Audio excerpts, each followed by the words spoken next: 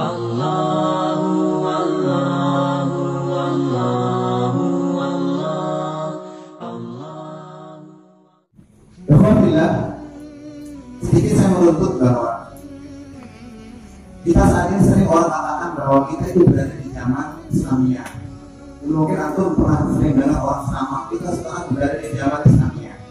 Seakan-akan kita sudah jauh dari zaman jahiliyah dalam hal perniagaan, dalam hal jual beli, dalam hal muamalah. Entah saya lupa ini, sudah saya sampaikan dulu, bahkan nanti kalau sudah nanti saya ngomong.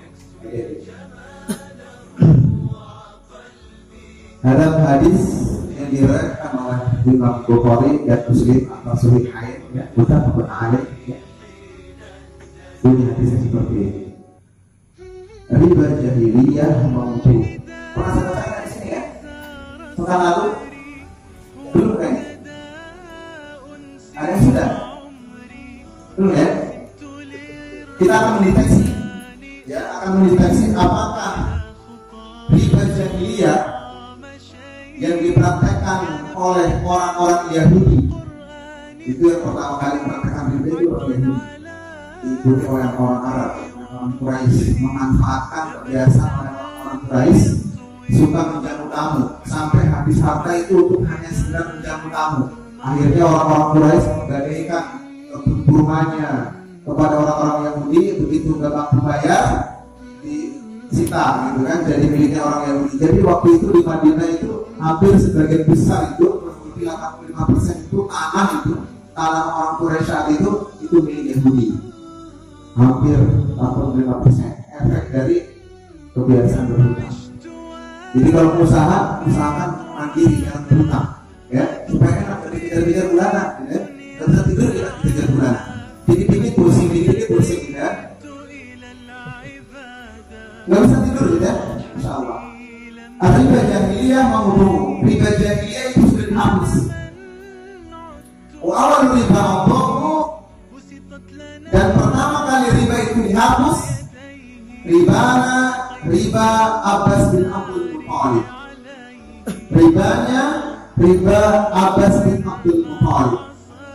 Orang Muslim, Bukhari, ya, atau Bukhari. Ini, jadi riba itu nggak dihapus. Sekarang kita mau mendeteksi satu, ya, ada 4 riba jahiliyah yang saat ini entah masih dipraktekkan atau enggak, ya. Tapi kalau saya terjun di lapangan, masuk ke bank itu ternyata bisa dipakai ini sama orang-orang bank, baik bank syariah maupun bank konvensional. Pertama, apabila kita meminjam 2 keping emas, ya, apabila kita meminjam 2 keping emas dalam tenor tertentu 1 bulan, 2 bulan, dan ketika jatuh temponya maka kembalinya menjadi 3 keping emas. Ini riba jahiliyah. Masih nggak dipraktek sekarang? Masih ya? Wah, kita ternyata masih di zaman jahiliyah. Insyaallah. Kita bangga merasa di zaman Islamiyah, gitu kan? Tapi praktek muamalahnya zaman jahiliyah. Pelakunya Muslim. Kalau dulu pelakunya non Muslim, Yahudi, ya nggak apa-apa, gitu kan? Atau orang Quraisy belum masuk Islam, kita bisa makhluk. Tapi sekarang pelakunya Muslim, rajin sholat, rajin puasa, bulan Ramadan, zakat dan seterusnya, sedekah dan seterusnya, tapi bisa melakukan riba jahiliyah. Naudzubillah, subhanallah.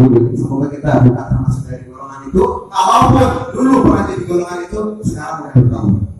Itu pertama, ya. Yang kedua, ketika seseorang meminjam 2 keping emas dalam waktu tertentu, 2 bulan, 3 bulan dan seterusnya, kita pakai waktu 2 bulan saja. Dan ketika jatuh temponya si peminjam tidak bisa mengembalikan pinjamannya, maka si pemberi pinjaman, ini biasanya nanti dimana pada donatan, ya, si pemberi pinjaman mengatakan kepada peminjam dengan kalimat, Anda sudah jatuh tempo tapi Anda belum bisa bayar, maka saya tambah harinya dan ditambah nominalnya. Ini riba jahiliyah. Ada sekarang? Ada ya? Masya Allah, sistem denda, ya, sistem denda. Ternyata masih dipraktekin sekarang, makanya jangan kaget lah kita ya. Lihat usahanya gede gitu kan, usahanya bagus. Di Toli-Toli itu salah satu daerah kami, ya. Dia beda kabupaten, ya. Saya di ibu kotanya, Toli-Toli ini kabupaten lain di dalam provinsi Sulawesi Tengah. Itu ada seorang pengusaha, dia berdiri awal itu dari modal memang tanpa pinjaman ya, dari warisan gitu. Dia jualan barang pecah belah, satu pokok ya, Masya Allah, luar biasa usahanya. Tapi kemudian ingat, orang bank itu nyarinya orang yang begitu. Orang bank itu gak mau nyari yang kere-kere, gak mau dia. Coba untuk jadi orang kere, minta ke bank gak dikasih, ya. Tapi kalau antum dilihat ujian usahanya maju, nah kayak Ustadz Ustadz Rodi ini, Ustadz Rodi begini pasti jadi riba. Bagaimana caranya itu digombal dulu dengan 1000 macam rayuan dan panas marah tentang modal gitu ya. Apalagi kalau tarawih ini ada modal nih 3M, 4M, 5M. Ini kalau imannya goyang gitu kan, Masya Allah, kelompok-kelompok gitu ya. Tapi insya Allah, lagi-lagi saya sebut lagi misalnya beliau, kita harus berada di komunitas. Komunitas itulah yang menjaga. Gitu ya. Jadi ibu ini ya, tapi sekarang sudah tobat dan sekarang dia kontrak. Usahanya tangan kiri tapi dia nyaman. Dia digombal sama orang bank sampai akhirnya dia pinjaman pertama itu 2 miliar. Pinjaman pertama 2 miliar. Tergoda dia. Bikin rumah satu lagi dengan bisnis yang sama. Alhamdulillah menurut dia, buat saya. Dibilang alhamdulillah Ustaz. Maju yang pertama, yang kedua juga bagus. Ya, pendapatannya bagus. Orang bank ternyata nggak berhenti sampai di situ. Inilah perampok namanya, ya. Bank ini perampok, gitu ya. Saya kalau di depan bank itu bilang, Anda ini perampok, Anda ini. Ya, seperti itu. Saya kemarin 2 hari lalu ketemu pegawai bank di Kobe ini ada bank BR dari syariah kalau nggak salah. Kalau saya panggil aja, saya kebetulan lagi mau cari ATM. Betul dia pakai, saya makanya mengatakan saya itu kalau lihat orang pakai logo bank itu ini apa? Sensitif gitu kan? Sensitif. Orang mungkin bangga pakai itu, orang bukan ya. Bangga. Tapi saya sensitif oleh begitu. Langsung saya panggil aja. Saya pegang itunya. Apa namanya? Itu ID card gitu. Pak Beri ya. Belum tahu anak dia. Oh iya Pak. Insyaallah. Antum muslim ya. Iya. Antum tahu juga enggak? Pernah dengar? Pegang kepala dia. Pernah dengar kan? Tahu nggak saya? Ini susah kira-kira begitu. Orang pulang ngeliatin, kemarin ya sudah tadi sebelum dari sini saya inilah butuhnya kita harus tetap apa namanya ketika berdakwah itu nggak boleh satu kali aja gitu ya. Langsung saya ini tentang riba, bahaya riba apa semua gitu. Ustaz, bagaimana cara berarti Ustaz? Sudah mulai ya. Jangan kaget waktu di sini mungkin ada yang alumni bank ya. Alumni bank itu biasanya justru awal-awal bank itu pinjamannya lebih gede gitu ya. Karena bunganya kecil, ya bunganya kecil. Ya kaget, makanya dia kadang 2 yang menyebabkan dia susah keluar dari bank kalau pegawai bank. Pertama ada pinjaman, kedua nembus ijazah. Udah keluar ijazahnya masih di bank. Ya. Ini ada ini terjebak dalam lumpur yang dalam. Terjebak lumpur dalam lagi, nggak bisa keluar. Gini, saya kadang kalau ditanya sama orang gini, Ustaz, bagaimana saya keluar Ustaz? Susahnya untuk berazam keluar itu susah Ustaz. Bagaimana caranya Ustaz? Loh, Anda kalau cuma berazam aja, nggak langsung keluar, nggak bisa keluar. Contoh, gitu kan, contoh aja pakai logika. Orang hanya logika, pakai logika aja gitu ya. Gimana Ustaz logikanya? Mau gampang logikanya. Antum berlumpur, ya enggak? Antum kan berlumpur nih, langsung aja bilang, antum kan berada di lumpur nih, ya. Antum mau keluar dari lumpur enggak? Mau Ustaz, tapi sekarang posisinya di mana? Di sini lumpur. Oke, tadi bilang Ustaz bantu saya supaya keluar. Ya. Bagaimana cara membantu? Kan gak mungkin saya ambil air, saya semprot, saya siram tuh, gitu kan? Anda saya siram bersih, tapi ada di lumpur. Resiko bersih. Sebanyak apapun Anda siram, kalau lumpurnya lebih banyak, nggak akan bersih. Gimana caranya? Pakai logika dong. Begitu apa? Saya ambil Anda, keluar dari tempat lumpur, saya taruh di tempat yang bersih, lalu saya siram, aman. Oh begitu, saya berarti harus keluar, ya keluar gitu kan. Ini lagi-lagi kalau bilang begitu, udah keyakinan lagi, harus ditanamkan keyakinan bahwa hasilnya kasih siapa? Allah SWT. Orang itu setelah ruko yang keempat, ya ruko yang keempat pinjamannya titik terakhir 8 miliar, ya. Pelan-pelan Allah tegur dia, yamhaqallahu riba. Ingat, yamhaqallahu riba itu tidak satu kali. Ini gelas kalau saya nanti pecah, itu yamhaqallahu itu bukan begitu mananya, tapi pelan-pelan. Pelan-pelan kembalinya kemana? Dalam satu surah ya, Allah SWT mengatakan, "Fadarni, kabarkan, serahkan kepadaku." Ini kalau nanti mengancam orang bangkit, fadarni, Allah katakan serahkan kepadaku. Apanya Ustaz? Iya, orang-orang yang mau berhenti dari bank, Allah katakan serahkan kepadaku. Gitu. Kenapa diserahkan? Siapa yang diserahkan? Wa yukadzibuha dan hadis. Orang-orang yang mendustakan hadis keluar, ayat keluar tentang bahaya riba, terus dia tidak sadar. Ini ancamannya ayat ini. Apa ancamannya? Satastahrijuhu. Nanti googling. Satastahrijuhu. Allah akan hancurkan keluarganya. Allah akan hancurkan bisnisnya.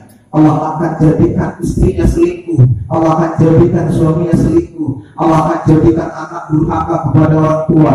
Allah akan jadikan semua bisnisnya hancur pelan-pelan. Min haitsu la ya'lamun, dari arah yang tidak pernah kita sangka-sangka. Jangan kaget kalau lihat, wah dulu dia hebat ya, tapi dari sendiri pak sekarang tuh. Jangan kaget, ini janji Allah, bukan janji saya, bukan janji manusia. Orang itu akhirnya apa? Pelan-pelan bisnis yang keempat, ruko yang keempat kejual untuk nutupin hutang, ruko yang ketiga kejual nutupin hutang, ruko yang kedua kejual nutupin hutang, sampai ruko yang terakhir kejual untuk nutupin hutang, hutang tutup, ruko udah habis. Sisa hutang terakhir udah habis semuanya modal, sisa 3 miliar. Dia sampai nangis di orang, Pak, mohon Pak, mohon kebijakannya. Tapi nangis. Ya kelihatan di situ. Dia bilang, saya udah sadar. Dia bilang gini, Ustaz, saya ini nggak pernah nangis, tapi saat itu saya nangis. Bermohon, ya bermohon sama manusia dia nangis, ya, seperti itu. Tapi apa kata Pak? Udah nangis, kalau bisa nangisnya keluar darah, saya kasih keluar darah, tapi nggak bisa keluar darah. Air matanya warna budaya, ya, keningannya keluarnya, gitu kan? Nangis jawabannya Bang, apa? Satu aja jawabannya. Mohon maaf Pak, ini sudah SOP-nya Bapak harus bayar 1 bulannya 60 juta. Sekarang, tapi alhamdulillah sekarang udah negosiasi. Kami bantu bayar dampingi, akhirnya cuma tinggal bayar pokok saja. Walaupun sampai ke pengadilan. Bank itu paling takut dengan pengadilan ya. Jadi kalau aku diancam, ada alumni bank, ex-bank ada. Itu kalau bank itu ngancam nanti pengadilan kan jangan takut. Justru sebaliknya, bank itu paling takut kalau sampai kasus nasabah itu masuk ke pengadilan. Paling takut, walaupun nanti di SP3 itu bunyinya begitu. Kalau nggak bayar nasabah, nanti akan disita, ya, dilelang dan seterusnya, terus dipenjarakan di pengadilan atas agunan Anda, gitu. Agunan nasabah, jangan takut. Itu hanya ancaman aja. Buktinya kemarin waktu di koi itu masuk ke pengadilan. Jadi si hakim mengatakan, apakah saudara meminjam di bank tersebut? Iya, bisa meminjam di bank tersebut. Apakah pinjaman Anda sejumlah segini? Dia mengatakan, iya, jumlah pinjaman segini. Apakah saudara mau membayar atau tidak? Saya mau membayar. Berapa kemampuan saudara membayar hutang yang terjerat di bank? Disebutin banknya. Jawaban si yang tertulis ini nasabah apa? Saya cuma sanggup bayar 1 juta per bulan. Ketok palu. Selesai. Bank semua gini. Aduh. 1 juta per bulan 3 miliar. Tahu. Nah itu jadi nanti biasa tadi saya sama ini untuk masuk ke titik itu ada tekniknya, ya, ada caranya. Aduh, ya, dalam waktu yang sempit ini. Kemudian yang ketiga, apabila ada seseorang meminta 100 keping emas. Ini ada di mana nih kasus ini? 100 keping emas dan dia minta bunga sebesar 2% atau 2 keping emas. Dan ketika jatuh temponya, si pihak memberi pinjaman tetap meminta 100 keping emas dan apabila terlambat maka dia dikenakan denda. Ada transaksi itu sekarang? Ada? Jawabannya apa? Ada? Ada. Kenapa dibilang ada? Apa transaksi? Jual beli motor, kredit. Jual beli motor kredit. Oh, hampir. Saya buka itu yang sama. Ada? Saya ulangi lagi, ya, supaya ada daftar dibagi. Ini ada praktek. Tapi saya tahu, cuma karena nggak tahu, gitu kan? Seseorang memberikan pinjaman 100 keping emas, supaya aku nggak bingung pakai uang aja ya. Seseorang memberikan pinjaman 100 juta uang, bunganya 2% per bulan dalam waktu 3 tahun. Setelah masuk 3 tahun, pihak lembaga keuangan meminta kembali uangnya sejumlah 100 juta. Dan apabila terlambat, setiap bulannya bayar dia terlambat, maka dikenakan denda. Apa ini? Transaksi apa ini namanya? Kalau di sekarang yang terjadi? Hah? Rekening koran ya? Rekening koran. Rekening koran. Mas, rekening koran namanya. Jangan-jangan ini rekening koran gitu ya? Ini luar biasa. Rekening koran itu, masya Allah, betul-betul bank itu rampok, berarti ya. Ya, saya kalau khutbah Jumat, kalau bahasanya sebutin aja, bank itu rampok, gitu. Biar pada sadar. Saya beberapa kali isi selama berada di sini 1 bulan, itu saya sebutin aja, bank itu rampok. Itu kalau ada orang bank, Ustaz ini masya Allah.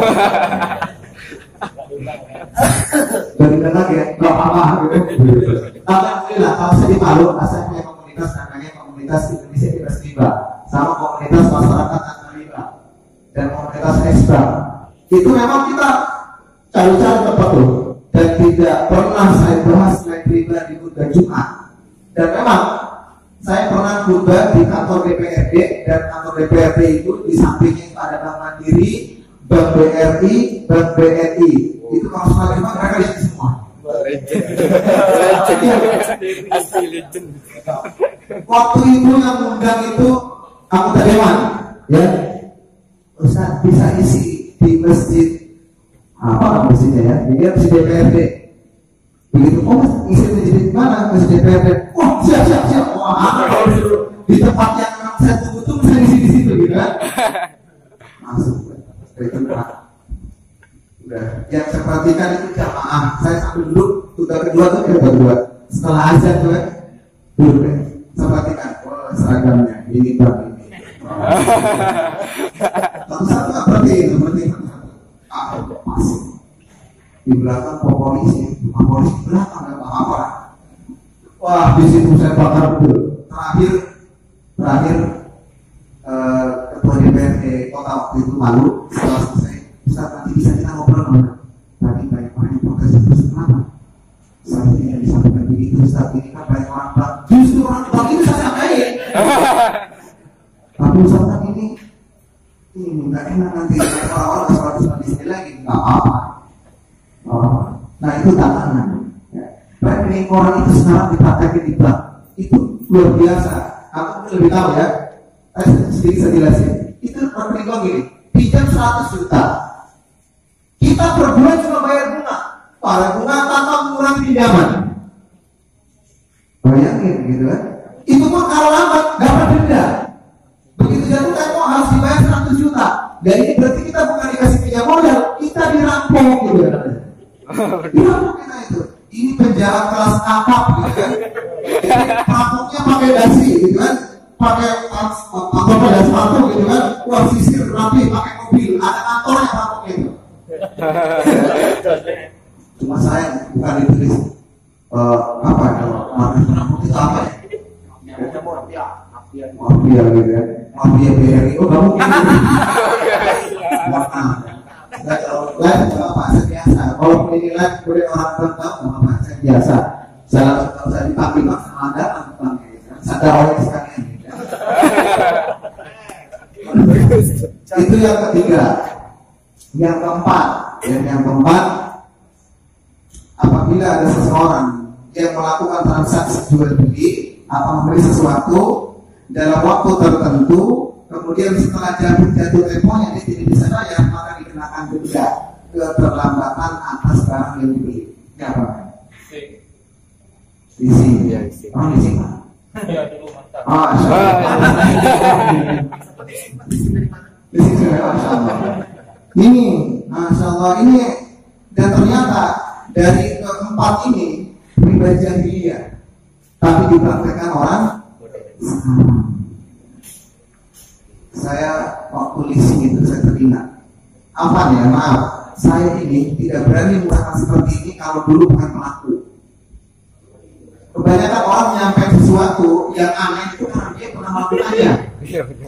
Betul. Iya nggak? Oh iya, saya nggak mungkin nyampein karena dulu pernah ngalamin gitu. Saya nyampein, alhamdulillah sekarang udah tobat, mau lagi. Udah tawarin, Ustaz, motor Ustaz, nggak ada DP-nya, nggak mau gitu. Saya lihat kemarin ya, bahasa saya kemarin membedakan ya. Kemarinnya orang Sulawesi itu udah lama. Walaupun udah lama, kita kadang nyebutnya kemarin. Kalau kemarin di sini gimana? Besok kemarin. Kemarin ini ya, nggak lama kan dulu lama. Oke. Jadi kalau saya bilang kemarin saya berarti sudah lama ya. Kemarin ini, gitu kan? Jangan salah, aku baru kemarin, saya baru tobat. Waktu itu saya kredit motor. Sisa 2 bulan lagi. Tapi waktu awal-awal, maklum ya, sekarang banyak ustadz itu tahu riba, tapi dia apa? Masih melakukan praktek itu. Makanya pernah saya tanya, waktu itu saya tergabung di komunitas Forum Umat Islam Indonesia ya. Saya saranin, Ustaz, ini kan Ustaz semua, gitu kan? Bagaimana kalau dalam 1 bulan, 1 Jumat saja semua materi khutbah seragam tentang riba? Itu usulan saya waktu itu, walaupun saya jalan sendiri. Apa jawabannya? Wah, nggak bisa dipaksain. Maksudnya, ya kita nggak bisa dipaksa gitu. Emang kenapa kan? Gitu. Ini bahasa saya, bahasa Sulawesi. Emang kenapa kan? Gitu. Isi dia. Ustaz, dulu selesai kredit.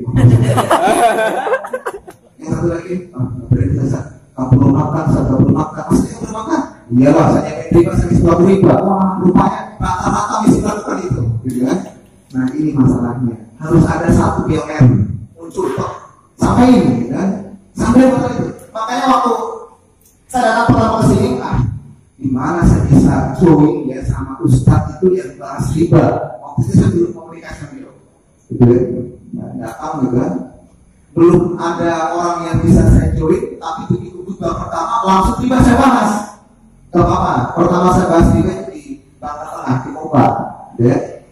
Alhamdulillah Allah Azza wa Jalla akhirnya saya ketemu dengan komunikasi dulu awalnya dengan dia waktu dia meresmikan radio di Korea ya, gitu. Jadi berapa kali ketemu, terakhir ketemunya di sini malam itu, apa? Selasa kemarin. Walaupun saya nggak tahu, padahal dia ada di situ, duduk gitu ya. Saya tanya ngisi, ternyata dia duduk di situ, saya nggak tahu yang mana Ustaz ini, yang mana nggak tahu gitu ya. Karena di WA yang dipasang rumah anaknya gitu, jadi nggak tahu orangnya. Jadi begitu ya Pak. Ketika saya dapat leasing, kalau lagi tolong ya nanti kalau ada teman-teman yang leasing tercatat di leasing, kalau ada sisa, katakanlah sisa 2 bulan lagi, di leasing kan bisa negosiasi ya, bisa hilang denda, ya enggak? Bisa Pak. Tapi kalau Anda mau sampai hilang denda, Anda yang harus Anda hadapi kolektor, debt kolektor, kemudian DCS-nya hasil, gitu kan? Wah, ada mantan kolektor, debt kolektor atau kolektor? Eksekutor.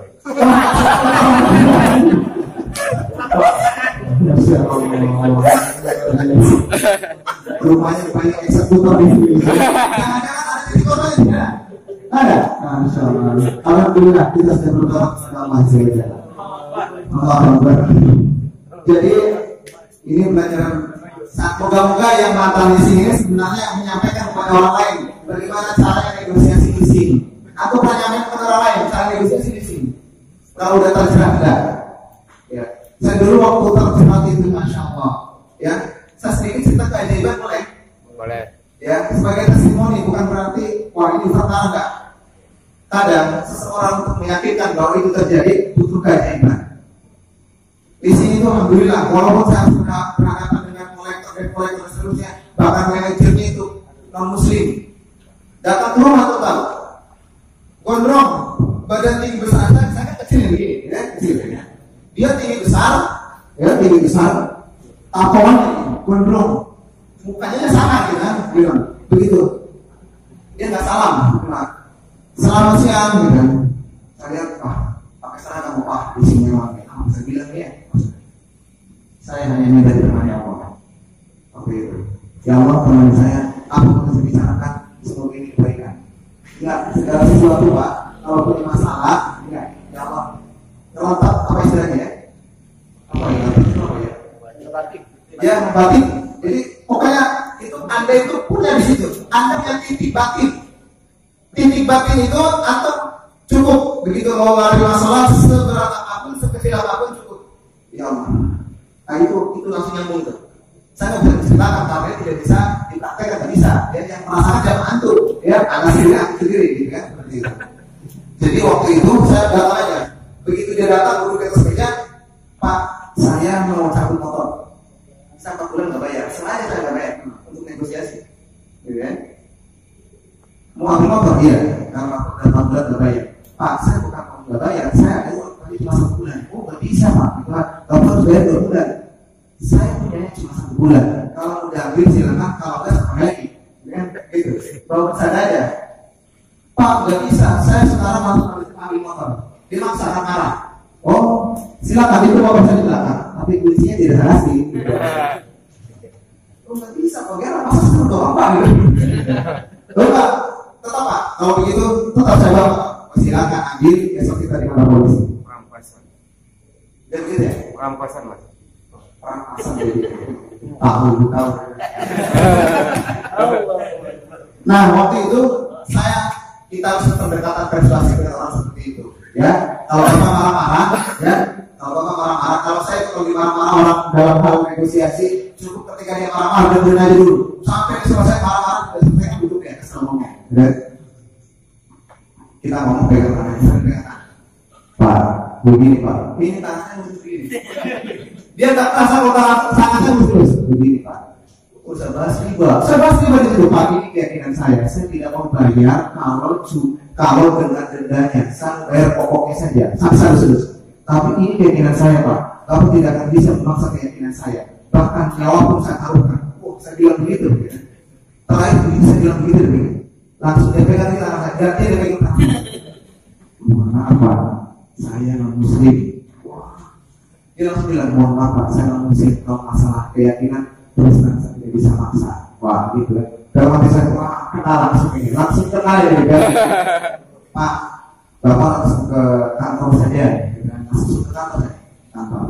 Datang ke kantor, taruh di sana, saya bayar maunya gini. Bayaran saya seharusnya saya bayar itu 1.500.000. Tetapi kalau dengan denda yang begitu banyak dibayar 5.500.000. Nah, Bapak tahu lah ya, tahu gitu. Negosiasi nggak boleh. Negosiasi nggak boleh. Pakai sampai kantor aku begini Pak, nggak bisa. Terus bagaimana? Saya cuma mau bayar kok saja. Kalau begitu Bapak harus berbicara dengan yang punya kebijakan. Saya waktu itu mikir yang punya kebijakan siapa ya? Siapa punya kebijakan? Pimpinan kami Pak. Saya bisa minta nomor itu, nggak bisa Pak. Nggak sembarang orang bisa langsung kasih. Kan gitu ya? Kita itu nasabah itu nggak bisa sembarang langsung punya nomornya apa? Manager, nggak bisa. Nah, 2 hari sebelum itu saya isi khutbah di bandara di sana ya. Bandara Sis Al Jubri sekarang ya. Kalau langsung ke Palu tuh di bandara Sis Al Jubri. Mutiara Sis Al Jubri. 2 hari sebelum itu saya isi khutbah tentang riba. Setelah selesai turun, tiba-tiba ada orang tinggi besar, tapi bukan yang tadi ya, bukan tinggi besar. Itu rupanya dia hobi ini, apa namanya? Ya, olahraga, fitness gitu ya. Oh Ustaz, bisa nonton kita nonton apa ya Ustaz? Oh bisa, kasih aja. Saya juga tidak tahu. Saya nggak mungkin tahu, bapak siapa? Mungkin orang kita nomor kan. Bila Ustaz nanti kalau ada kajian, saya undang Ustaz, oh iya boleh. Kasih aja ya nomor. 2 hari sebelumnya. Bulan sebelumnya ya. Kita kembali lagi ke hari sesudahnya. Kita sekarang kembali ke hari sesudahnya. Ini kita marah gitu ya. Ini udah ketemu. Saya nggak bisa, harus ketemu manajer dan si karyawannya udah kasih nomor manajer. Saat itu saya dibilang saat security-nya bilang gini, Pak, lebih baik Bapak bikin lagi aja, nanti 3 Mei itu untuk menutupin utang. Saya pukul pundaknya, Pak, saya kesini mau lunasi, bukan mau minta utang lagi gitu kan. Oh begitu Pak, iya, Bapak punya nomor manajer. Saya tanya si Pak security, wah kita nggak boleh Pak disuruh kasih. Begini saja sekarang, ceritakan ciri-ciri manajernya, gitu kan. Oh ya, kalau ciri-ciri boleh enggak? Cerita tentang orang itu Pak, media di sini namanya Pak Rifaki, gitu kan. Sebenarnya namanya Rifaki Pak, badannya besar. Orang kalau suka ketemu dia Pak, oh gitu. Saya tanya tadi Rifaki, badannya tinggi besar. Tiba-tiba saya tadi ingat 2 hari yang lalu. Wah, seperti namanya Rifaki, badannya tinggi besar. Iya. Oh iya. Langsung teringat, saya coba, saya hubungi nomor itu. Ternyata benar, pas tampilan WA-nya itu fotonya dia, saya kasih dia. Oh ini Pak, pas sekali gitu kan. Saya tahu tadi juga. Assalamualaikum, waalaikumsalam. Pak bisa, saya ketemu sama Bapak ini. Oh bisa. Bapak di mana? Saya ada di kantor ya. Kebetulan Pak, saya ada di bawah. Oh pas saya di bawah dia. Menang kayaknya mana? Kita tutup, salam, naik. Begitu masuk, ketemu security, ketemu kolektornya tadi. Dia beli saya, kita. Dia lihat saya. Kemana saya juga? Gitu aja. Dia mikir mau kemana ke orang tadi? Ternyata masuk ke dalam kita sama security yang di dalam. Kita tahu mana? Saya ketemu manajer pun nggak bisa Pak. Nih saya bertahu mana? Boleh Pak masuk atas. Sampai di atas. Ketemu assalamualaikum Pak, waalaikumsalam. Tapi kan kita nggak mungkin langsung Pak, nggak bayar, mungkin kita harus inilah muter-muter dulu lah bahasanya ini kan. Ngobrol sini harus terakhir. Pak Ustaz, pertama begini Pak, saya ini nasabahnya Bapak loh. Nasabah Pak, ya kredit motor. Oh, Bapak bisa tahu? Iya, tahu Pak. Terus masalahnya apa? Ini Pak, saya bukan meminta, bukan. Saya cuma tidak mau terkena riba. Boleh enggak saya bayar pokok saja, denda enggak dibayar. Itu sambil ngomong saya itu sambil ya Allah, terima ya Allah. Berarti ya mungkin sama dengan ngomong. Terakhir apa dia jawab? Bisa Ustaz. Langsung bilang bisa Ustaz. Masya Allah, bisa. Tunggu saja 1 jam. Ini keajaiban. Itu keajaiban pertama di leasing. Keajaiban kedua di bank. Jangan kaget, saya ini dulu nasabah ya, debitur. Tapi alhamdulillah tidak mau enggak. Kalau mana nasabah kalau ditawarin enggak mau ya. Bahkan sekarang nyelamatin orang dari orang-orang yang terberat. Bukan saya sebenarnya yang agak besar. Mungkin kalau di sini ada yang lebih besar, saya agak besar. Saya sebenarnya ya, 1 juta, 1 juta. 125 juta, agak besar ya, agak besar. Tapi lebih baik itu agak besar kecilnya, ya, gitu ya. Hutang saya tinggal 90 juta. Waktu itu, kemarin dulu maksudnya. Saya sudah bingung gitu kan, mau bayar hutang. Nggak ada penghasilan gitu kan, bisnisnya terusan fotokopi itu kan fotonya enggak 100, 200, apalagi kalau fotokopi KTP gitu kan. Udah istirahat siang-siang gitu kan, tiba-tiba Pak fotokopi gitu kan, fotokopi apa? KTP.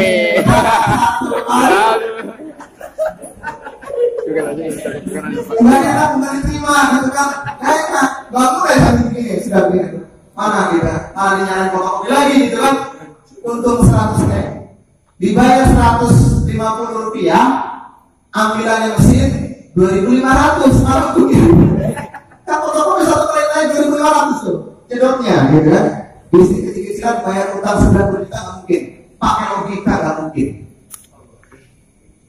Logika dipakai nggak mungkin.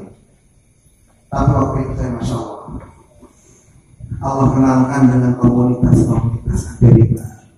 Allah kenalkan dengan komunitas-komunitas hijrah yang sampai saat ini terekam di diri saya, sampai saat ini, dan ini yang sering saya sampaikan kepada orang lain ketika orang lain bermasalah.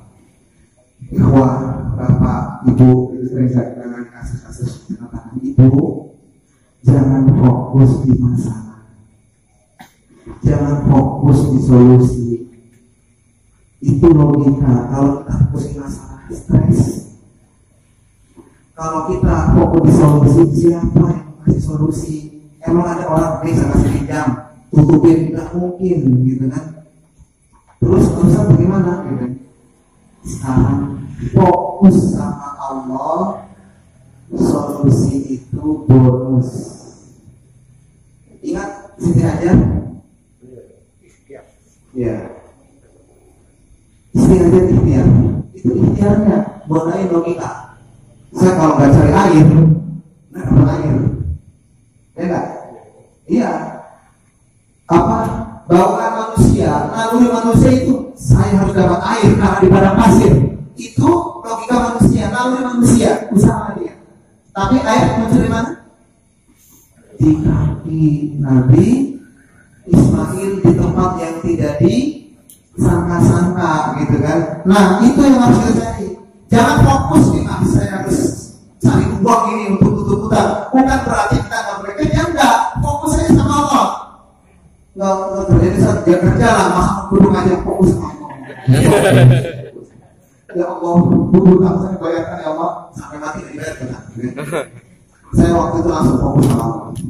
Apa fokus sama Allah saya? Waktu itu saya sampai saat ini alhamdulillah jiwa dan raga saya serahkan di jalan Allah untuk berdakwah dimanapun, kapanpun, diutus dimanapun.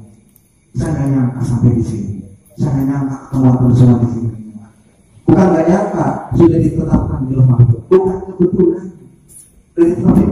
Saya nyampe ini sudah ditetapkan. Jadi waktu itu, ya Allah, saya sudah tidak dipusingkan dengan hutang saya. Wah maaf, kalau Anda ikut sistem saya, butuh keyakinan yang sangat luar biasa, ya. Ya Allah, saya sudah tidak fokus di hutang saya, ya Allah. Saya tidak fokus di usaha saya, ya Allah. Tapi saya masih dengan saya, bukan tidak usaha, dengan salah paham, ya. Dengan salah paham. Ketika saya bilang saya tidak pusing dengan usaha saya, Allah, tapi nggak bukan, ya, tetap jalan usaha. Saat itu saya fokus dakwah tentang riba. Saya sebar riba, pokoknya tidak ada hari tanpa riba. Ketemu orang riba, sampai saat ini saya dikenal Ustaz riba.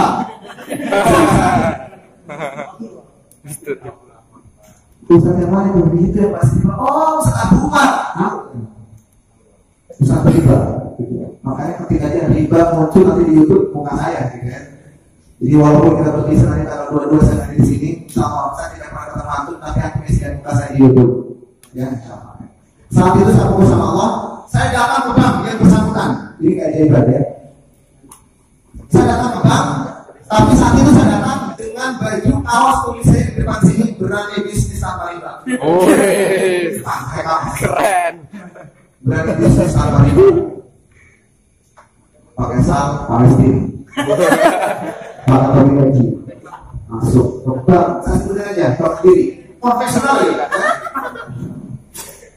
Ya Allah, taubat ya Allah. Masuk, ketemu security, Pak, mau kemana? Mau ke atas. Terus siapa? Kepala divisi bagian kredit macet. Oh, masih akan ke atas. Sampai di atas, ruangan nyari ada 3 ketemu. Masuk ruangan sempit, banyak orang lagi ngerti kalau semua. Assalamualaikum. Assalamualaikum. Masuk. Yang buka pintu terkait, gitu kan. Dia bukan lihat saya, lihat baju. Riba. Dalam hati saya kayaknya nggak kenal lagi tentang. Tapi saya nggak fokus di situ. Saya fokus di dalam hati saya cuma kalimat satu yang berbeda. Ya Allah, temani saya, Allah, temani saya. Duduk di meja kecil, meja duduk. Pak, silakan duduk, Pak, banyak duduk. Ada beberapa Pak, saya mau ketemu sama Pak di sini. Boleh saya panggil? Berapa menit kemudian datang dia duduk. Saya juga. Ya, duduk, begitu dia duduk, saya kan waktu itu masih duduk aja, nih bahasanya logik khusus saya di Allah, duduk aja, tapi sambil begini supaya baju kelihatan gitu. Begitu duduk, begitu saya kepala, dia langsung, Pak Ustadz, Pak Ustadz, mana? Ini saya ini dengan sama Ustadz ini untuk wah ini ciri-ciri aman ini ya. Jadi siapa Anda? Saya ambil berkas saya. Kan kalau negosiasi berkas belum lengkap Pak. SP1, SP2, SP3 lengkap. Sisa pembayaran berkas lengkap. Ini saya kasih masuk, saya keluarkan. Pak, ini target saya segini. Saya sudah tanya siapa? Oh itu Pak, Masya Allah. Kalau itu anak kuasa dengan saya masih tahu bagaimana tutupan kuasa. Berkas yang saya buka yang bukan dengan 90 data tadi sudah pulang. Tutup dulu. Maksudnya tutup bisa. Kita ngobrol bisa. Maksudnya yang ngobrol nanti berapa ya? Ngobrol. Ini berkas di atas meja aja. Lama ngobrol kan udah bosan juga kan sakit. Bikin saja. Jadi bagaimana sudah berkas saya ini? Yang mana Pak? Ini berkas saya. Kita bisa. Terus dipikirin. Jawabannya bikin saya pusing juga.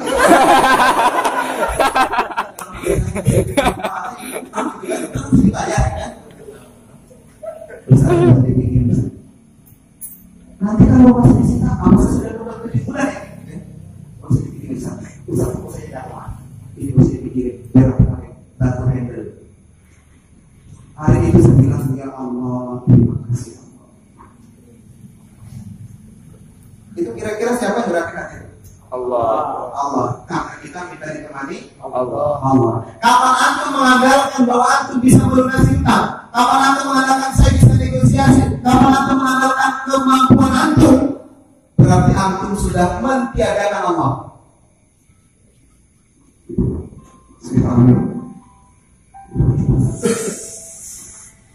Ini musik jadi aku. Jadi mau bilang itu sekian saja. Saya banyak ya. Itu tadi masalah riba. Baik kalau saya membahas masalah akal atau semua masih ada waktu, cuma waktunya yang nggak menentukan. Ini sudah tengah malam gitu ya. Hasilnya nggak saat tanya jawab ini bisa. Sampai jam 5. Boleh? Saya ada keluar rumah gitu kan. Kalau saya bilang bisa nggak bisa ketemu malam ya udah. Gitu ya. Tapi kalau mau tanya jawab, boleh. Ya. Ya, silakan tanya jawab. Saya akhiri. Assalamualaikum warahmatullahi wabarakatuh.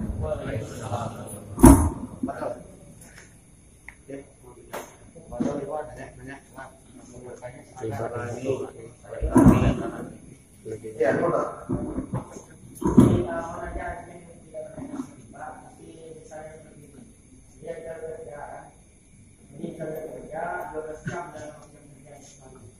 kemudian ketika ada keterlambatan dipotong kan, misalnya terlambat telat misalkan jalan saya dipotong jam, apa itu maksudnya diperbolehkan atau tidak?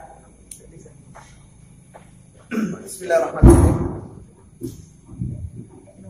Rasulullah SAW dalam sebuah hadis diriwayatkan oleh Muslim, nah Rasulullah SAW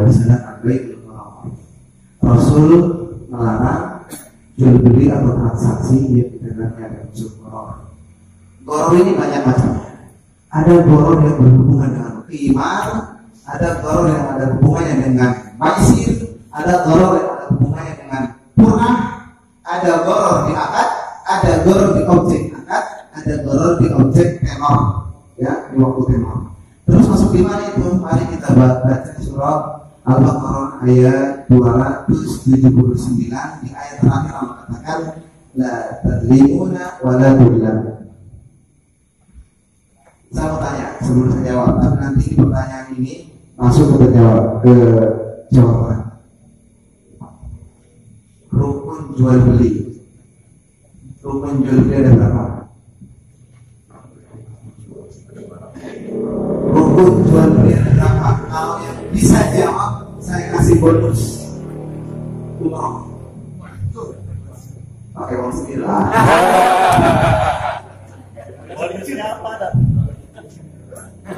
Rukun jual beli. Anak-anak ya Bapak, salam kalau ada ibu dari. Ya. Beli, ada barang. Akad. Tar dulu. Jawa bol apa? Apa? Jawa bol ya pobol. Jauh. Jawa bol ya.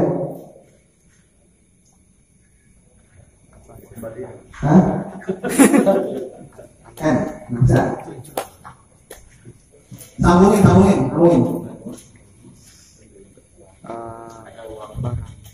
Jangan-jangan Anda tidak pernah beli, nggak pernah belajar. Hah? Lupa. Satu lagi, pas. Ikhlas. Pas. Hampir.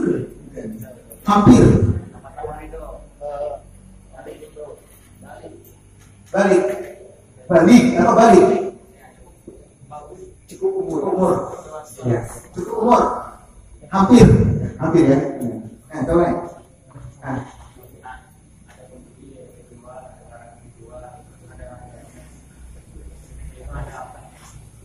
Ulangi, satu.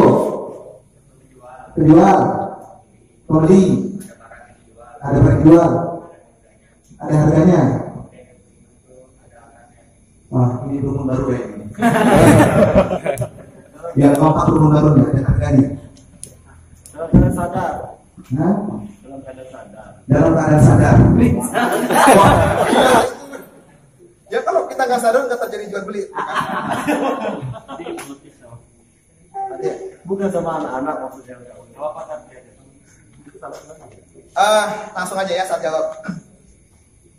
Rukun jual beli itu ada 5. 5 gitu kan. Ini tuh kayak sebelah gitu kan. Kayak sebelah. Astagfirullahaladzim. Antum tahu begini kan? Illuminati. Udah jelas ya? Udah jelas? 2009 Hijrah. Dari melakukan riba enggak lagi. Ada penjual, ada pembeli, ya, ada barang yang dijual, ada akad, sama-sama ridho. Tetap tadi itu ikhlas, sama-sama ridho. Ini 5, ya, ada penjual, ada pembeli, ada barang yang dijual, ada akad, ada. La tadlimuna wa la tudlamu. Sama-sama itu. Ini ayatnya ya, sama-sama itu. Sekarang kenapa akad sekarang hilang? Bukan hilang sih sebenarnya. Imam Syafi'i menjadikan dia sebagai sesuatu yang kebiasaan manusia, akad itu masih diucapin. Enggak kebayang kalau diucapin begitu. Bu, saya mau beli gula yang harga 3.000, saya beli, ini uangnya 3.000, barangnya saya ambil. Si penjual saya terima dari barangnya sangat jelas. Orang dalam gue kelamaan. Dan bayangkan tapi masyarakat mengatakan menjadi masalah itu bahwa orang yang berangkat dari rumah ke itu mau belanja beli sesuai dengan barang yang beli. Makanya akad itu ada tapi seakan-akan tidak beri. Terus apa hubungannya dengan yang dia tadi? Yang kalimat terakhir itu tidak ada saling mendolimi. Ketika kita terkontrak atau apa ya, sudah terjadi kerjasama ya, sudah ada kesepakatan di awal. Tapi selama kesepakatan itu tidak ada yang mendolimi, makanya mereka tadi kenapa semua hadis dari Rasulullah SAW. Nah Rasulullah SAW an bai'ud darar salah satunya di situ adalah goror yang ada hubungannya dengan qimar. Makna qimar itu perjudian. Apabila ada dua orang melakukan transaksi dan salah satunya mengalami kerugian dalam transaksi tersebut atau terzalimi, maka itu masuk di kategori goror yang ada hubungannya dengan qimar. Ketika Anda dipotong, Anda terzalimi tidak? Saya potong dulu. Kapan Anda terzalimi? Ketika pemotongannya tidak sesuai dengan jamnya itu. Tapi kalau sudah ada kesepakatan, jam kerja jam 1 sampai jam 10, Anda datang jam 7 sampai jam 5 kerja, Anda datangnya jam 8. Boleh nggak dipotong itu? Boleh nggak dipotong itu? Boleh, justru kalau nggak dipotong ada korupsi gitu kan? Gitu. Jadi kembalinya ke akadnya awal. Tapi kalau ternyata situ Anda perasaan saya sering ngejempol gitu, ngejempol ternyata jempol itunya rusak, itu yang nggak kebaca, saya dipotong, itu terjadi kezaliman di situ. Tapi kalau kesepakatan dari awal bahwa Anda sepakat masuk kerja jam segini, pulang jam segini, tapi Anda lambat sehingga menyebabkan terpotongnya gaji, maka dibolehkan. Ya, dibolehkan itu. Maksudnya dibolehkan dipotong, bukan dibolehkan Anda, wah ini masa dipotong, bukan, tapi dibolehkan dipotong. Ya, clear ya. Tambah. Ada lagi? Ada lagi? Ini sebenarnya kalau Anda mau tanya sebenarnya banyak, cuma kadang bingung nggak mau ditanya, kan gitu. Karena muamalah ini kalau pun jerimat gitu kan. Apalagi kalau sudah masuk di objek akad gitu kan, ada namanya goror akad, goror objek akad, goror di waktu tenor. Itu kalau kita bahas itu, wah panjang gitu kan. Dan kadang kita terjebak di situ. Kita kenapa terjebak? Karena tidak tahu mana yang boleh, mana yang tidak. Kenapa kita tidak tahu mana yang boleh, mana yang tidak? Karena kita jarang mengkaji muamalah. Kekurangannya kita di situ. Kita merasa perasaan boleh jualan online kan boleh. Yang nggak boleh gimana tak? Yang tidak boleh itu, kalau Rasulullah SAW idza ishtaraita syai'an fala tabi'hu hatta takbidu. Ketika kalian membeli sesuatu, ya, janganlah kalian menjual kembali barang itu sebelum barang itu menjadi milikmu. Ya, jadi paham ini. Anda nggak boleh melakukan transaksi. Anda jualan online. Ada orang pesan, belikan ini dong, gitu kan? Ada dibayar duluan. Sementara barangnya belum ada. Dalam transaksi itu ada 4. Ada 4 akad dalam transaksi. Ada yang namanya musawwamah. Ada yang namanya bai bitaksib. Ada yang namanya bai salam. Ada yang namanya tali bin tali. Ini biasa dibahas oleh Ustaz Amin Nurbaik. Ya, apa yang pertama? Musawwamah. Siapa yang pernah melakukan transaksi musawwamah? Angkat tangan. Ini benar bonusnya, enggak main-main. Siapa yang pernah melakukan transaksi musawwamah?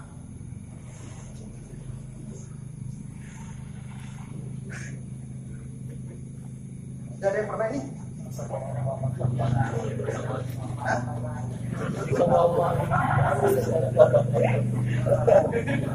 Lah itu nggak tahu, nggak ada nggak tanya. Makanya tadi siapa yang mau tanya, nggak ada yang tanya. Jadi saya tanya, siapa yang pernah melakukan transaksi musawwamah? Nggak tahu, Ustaz. Makanya tanya, gitu ya. Musawwamah itu Anda datang ke kios, beli gula 3.000, pulanglah. Itu di kios tadi namanya transaksi musawwamah. Transaksi cash. Antum kalau diubah sedikit Arab bingung udah kan? Padahal siapa yang pernah beli transaksi cash? Gua nggak tahu semua. Tapi kalau siapa yang beli transaksi musawwamah bingung. Apa musawwamah? Itulah pentingnya belajar ya. Sama kita sama-sama belajar. Saya bukan pintar nggak? Kita sama-sama belajar. Ya. Itu yang pertama. Ada namanya transaksi musawwamah. Jual beli cash itu namanya transaksi musawwamah. Ada yang namanya transaksi bai bitaksib. Siapa yang pernah transaksi bai bitaksib? Apalagi itu Ustaz. Hah? Apalagi itu Ustaz. Pernah ini. Mana list tadi? Mana list? Dia beli apa ya? Hah? Kredit. Nah, kredit. Tahu kan? Itu namanya bai bitaksib atau dalam istilah yang lainnya murabah. Ada bank. Namanya murabah. Itu ada akadnya. Jelas akadnya walaupun sama bank sekarang yang akal-akalin. Ada namanya murabah bil wakalah. Wah, padahal ngakalin itu. Mirip aja. Murabah bil wakalah gitu kan. Ini sering terjadi di bank syariah. Murabah bil wakalah. Ini terjadi di bank syariah. Baik muamalah nggak ada, Pak. Dia nggak datang. Muamalah atau syariah. Apa itu? Contoh. Anda mau pinjam uang 100 juta untuk beli barang, ya.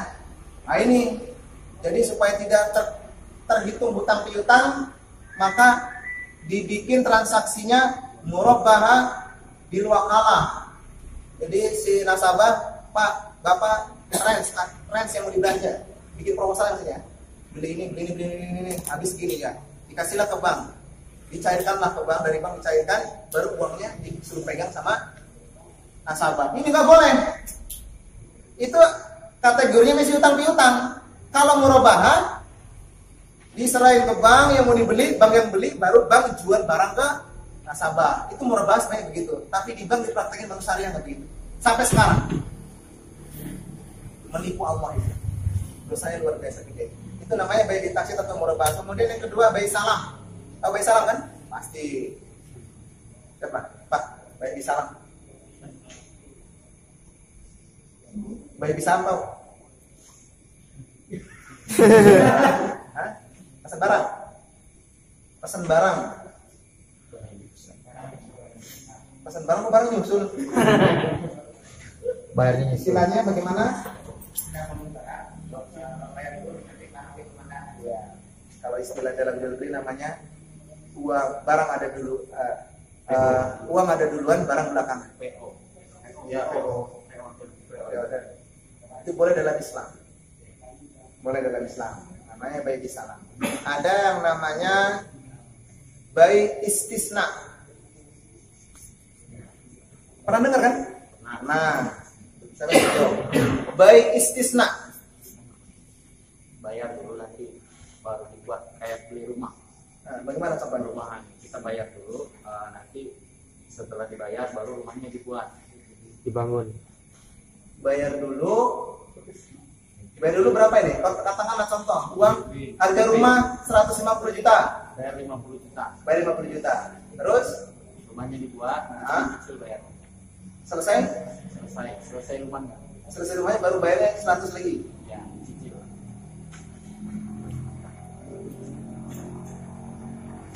Ada yang terlewat. Udah benar dia jawabnya, cuma ada yang terlewat dalam segi transaksinya. Akad bayi istisna ini dia mirip-mirip dengan bayi salam atau bayi salam. Bedanya kalau bayi salam itu uang ya, barang belakangan.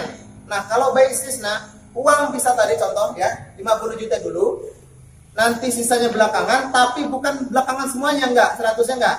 Jadi di pertengahan boleh minta lagi. Gitu. Pertengahan boleh minta lagi, nanti pas closing selesai semuanya habis. Itu namanya bayi istisna. Makanya kalau ada perumahan Islami, saya di Sulawesi Tengah itu menjadi ada namanya perumahan Madinah Land, ya, kawasan Madinah. Itu memang sistemnya syar'i. Saya di situ jadi sebagian dari salah satu penasehat untuk lihat transaksinya. Cuman saya tegaskan sekali lagi, itu pun bukan cuma di sana. Kalau di sini ada bisnis rumah syariah, ya, akadnya udah boleh, semuanya udah bagus, tapi yang satu yang harus dihati-hatiin apa? Jangan udah transaksi akadnya udah bagus, transaksinya udah bagus, sesuai dengan syar'i, terakhir yang punya rumah masih kredit handphone, yang punya rumah kredit motor. Rumahnya udah syar'i, akadnya udah syar'i, penghuninya kredit motor, kredit mobil, kredit HP, sambil bohong perumahan syar'i begitu. Jadi pahami? Seperti itu. Kemudian ada namanya bayi Khalid bin Khalid. Tidak ada uangnya, tidak ada barangnya. Pernah nggak tuh transaksi? Uangnya nggak ada, barangnya juga nggak ada. Hah? Contoh. Kalau lebaran sapi nih, lebaran ya, lebaran Idul Adha. Kan jualan sapi tuh. Nah, saya telepon penjual sapi. Pi.